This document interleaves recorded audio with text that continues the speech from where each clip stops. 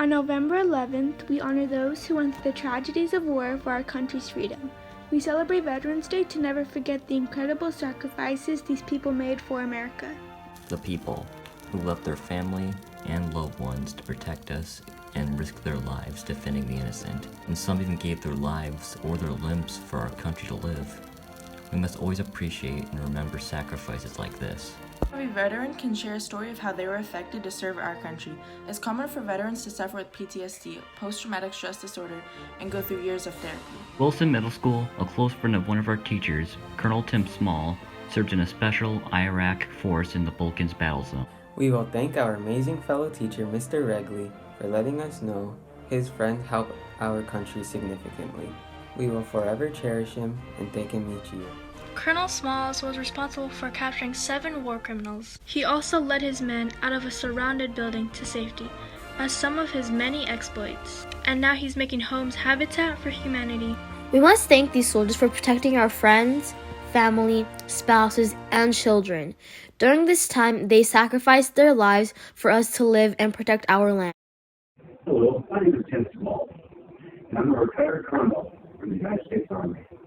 I served 30 years in the Army, most of that time in the Army Special Forces, where I'm a veteran now in the Green Berets. I served in many places of conflict, from Iraq to Afghanistan to Kosovo, Bosnia, and in Turkey. During that time, I had the honor of serving with other veterans. What is a veteran? A veteran is someone who has served in the Army, Navy, Air Force, Marines, or Coast Guard.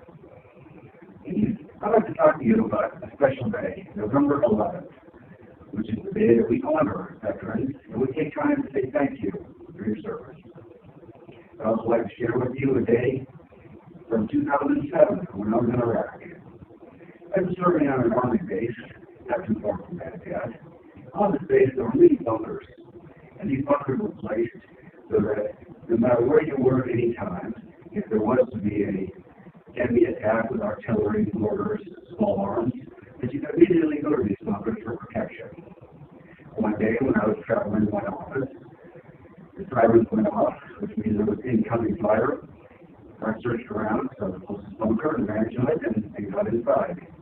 As I crouched down inside, there were 4 other soldiers in that bunker.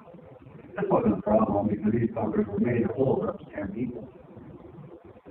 As I was there, I had the opportunity to look into the eyes of all the soldiers that were with me. And I could see the dedication, the loyalty, the willingness to fight for what they believed in. And I knew we were all there for the same thing that day. Because we were going to protect ourselves so that we can go on and protect others. I was happy to be that brotherhood of the bunker that day. So I ask you, as you go through your life, look around today at the people that you surround yourself with. Are they the people that you would want in your bunker? Would they stand up to a bully? Would they stand up for what is right, even though it may not be a popular thing to do? Would they help keep you out of harm's way? These are the people that you would want in your bunker. Next, you have to ask yourself the even harder question. Are you the type of person that they would want in their bunker?